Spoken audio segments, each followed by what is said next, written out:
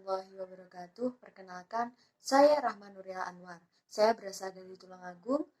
Saya merupakan mahasiswa UIN Sunan Ampel Surabaya dari Fakultas Tarbiyah dan Keguruan, Prodi Manajemen Pendidikan Islam.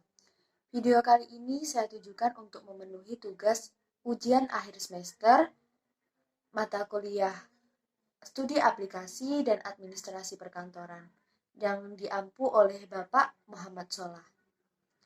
Pada kesempatan kali ini saya akan membahas tentang urgensi manajemen perkantoran dalam pendidikan Islam. Untuk itu, mari kita simak videonya. Perkembangan zaman yang semakin pesat di era globalisasi saat ini mendorong aktivitas kantor untuk mengikuti perkembangan teknologi informasi yang up-to-date.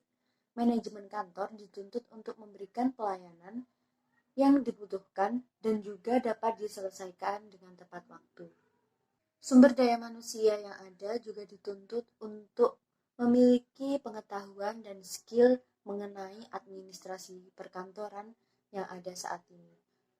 Oleh karena itu, sudah saatnya kantor saat ini mengaplikasikan dan dikelola dengan baik dengan menggunakan teknologi, manajemen, dan telekomunikasi yang baik, sehingga aktivitas perkantoran yang ada dilakukan dengan cepat dan mudah. Sebelum membahas materi yang lebih dalam, mari kita mengetahui apa sih yang dimaksud dengan administrasi itu. Administrasi secara etimologis berasal dari kata to manage yang berarti mengelola dan to direct yang berarti menggerakkan. Dalam arti sempit, administrasi merupakan penyusunan dan pencatatan data dan informasi secara sistematis dengan maksud untuk menyediakan keterangan serta memudahkan memperolehnya kembali secara keseluruhan dan dalam hubungannya satu sama lain. Beberapa ahli memiliki pendapat tentang pengertian administrasi. Yang pertama adalah pengertian menurut De Liangji pada tahun 1980, beliau mengatakan bahwa administrasi adalah segenap rangkaian kegiatan penataan terhadap pekerjaan pokok yang dilakukan sekelompok orang dalam kerjasama mencapai tujuan tertentu.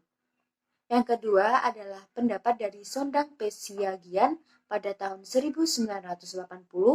Beliau mengatakan bahwa administrasi adalah keseluruhan proses pelaksanaan kegiatan yang dilakukan oleh dua orang atau lebih yang terlibat dalam suatu bentuk usaha kerjasama demi tercapainya tujuan yang telah ditentukan sebelumnya.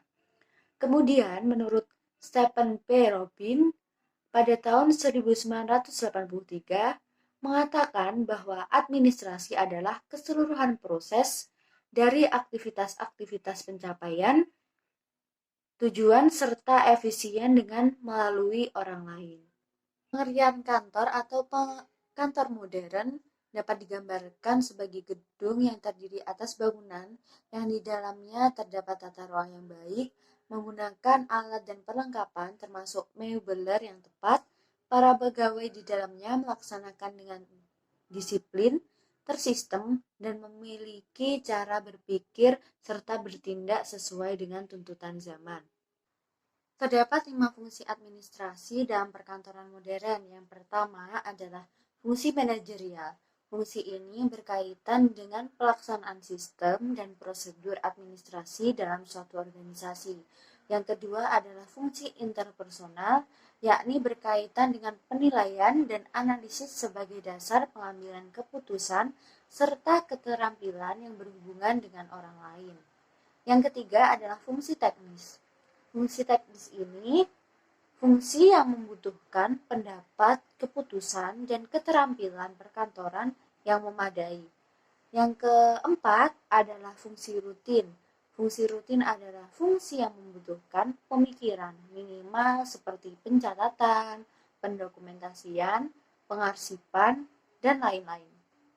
Yang kelima adalah fungsi analisis, yaitu fungsi yang membutuhkan pemikiran yang kritis, kreatif, serta kemampuan untuk mengambil keputusan seperti membuat dan menganalisis laporan dan membuat keputusan pembelian.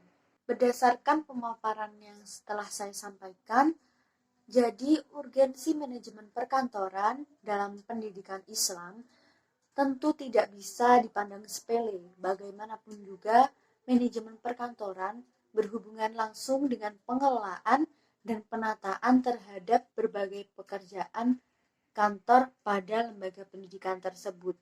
Dengan adanya manajemen perkantoran, maka segala pekerjaan kantor tentu akan lebih tertata dan terorganisir dengan baik. Hal itu tentunya dapat menghindarkan kantor dari berbagai kesalahan yang mungkin saja bisa terjadi. Pada akhirnya, penataan dan pengelolaan kantor bertujuan untuk membantu perusahaan atau lembaga dalam mencapai tujuan. Oleh karena itu, sistem manajemen pada sebuah perusahaan atau kantor haruslah diperhatikan dengan baik agar bisa memberikan kontribusi bagi perkembangan lembaga pendidikan tersebut.